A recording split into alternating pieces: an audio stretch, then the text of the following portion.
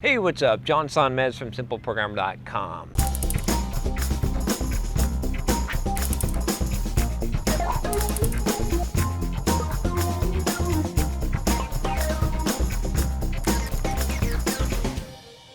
So I got this question about socializing at work. I thought this was good. I've never talked about this subject before, at least that I know of.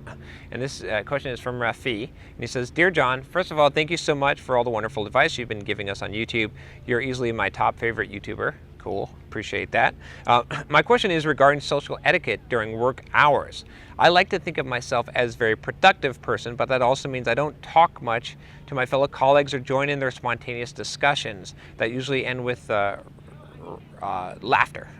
Does that make me an unsocial employee, and should I try more harder to mix in with my colleagues? To put it into perspective, I keep getting asked, why are you so quiet, several times throughout a work week. Kind regards, Rafi, junior developer.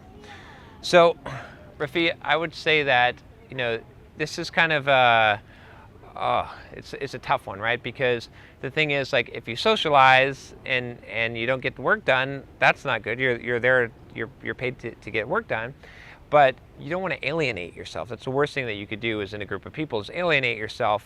And a lot of times, you can come off as haughty or thinking, people might think, oh, does the guy think he's better than us because he doesn't associate with us and he just does his work, he's such a brown noser, right? You kind of get that. So you kind of got to play, it really carefully. So this is what I would recommend is, first of all, one way to socialize and get work done, or to be social and get work done, is to become a mentor, become the go-to person, right? You can help people with their problems, so be that kind of person that is being social by helping other people with their problems. Not only, I've talked about this, I think I did a video on like solving other people's problem.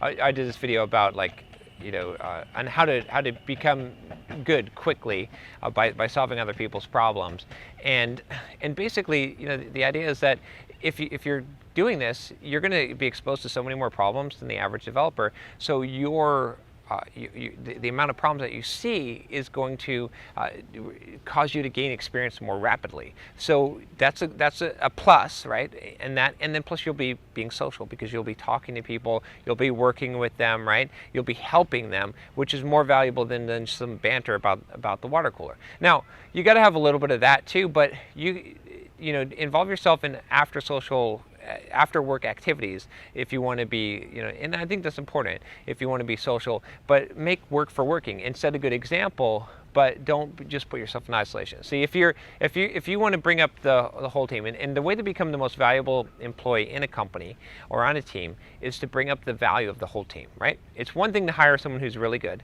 but it's another thing to hire someone who makes everyone else good or makes everyone else better. And you can be that person if you are able to demonstrate your work ethic, which you already have, and help people along the way, right? Which will and get them to like you, so that they'll want to be more like you and they'll want to emulate you more, emulate you more, right? So the way that you do that is, like I said, helping people, being the mentor, coaching people, being the go-to kind of person, and then kind of steering things, saying, oh, let's work on that problem that you had. That's one thing you could say is, hey, you mind showing me that problem that you had?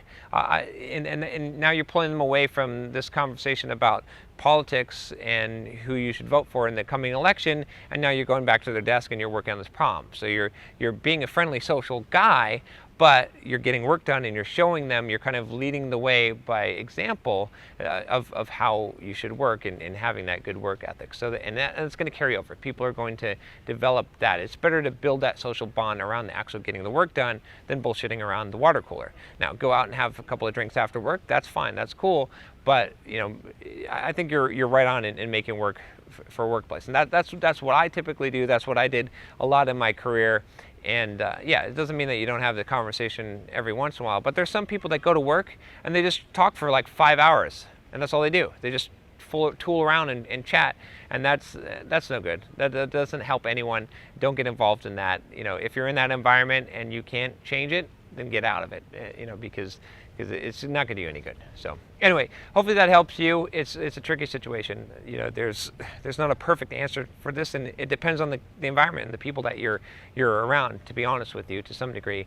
But hopefully those are some strategies that you can implement that will help you along the way. If you have a question for me, email me at john@simpleprogrammer.com.